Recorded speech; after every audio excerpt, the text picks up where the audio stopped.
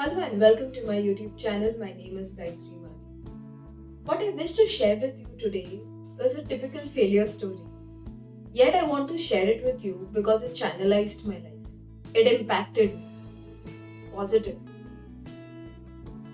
So all through my childhood, through my teenage years, I have been this above average to a distinction student. I've been in that range.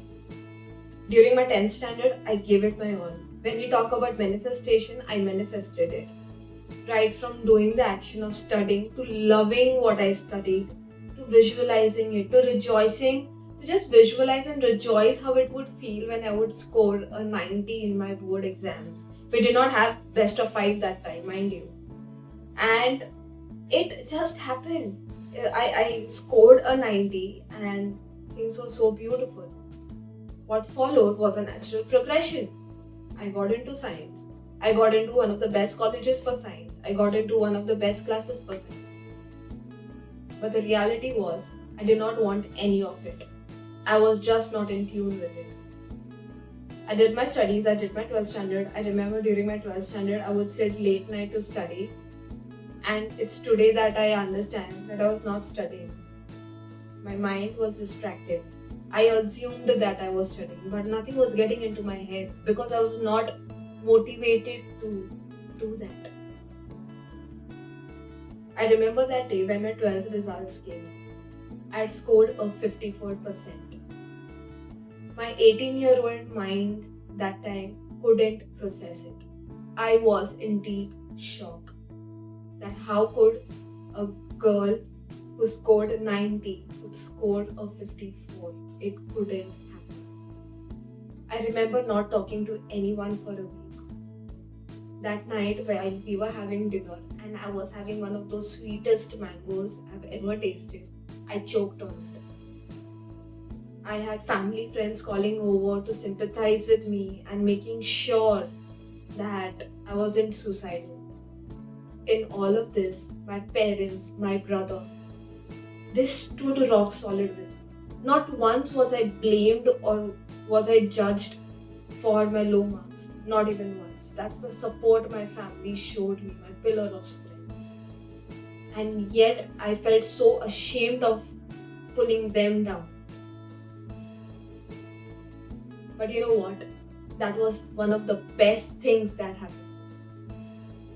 It was even during that day, I feel that day when the results came in, it was teaching me everything about adulting.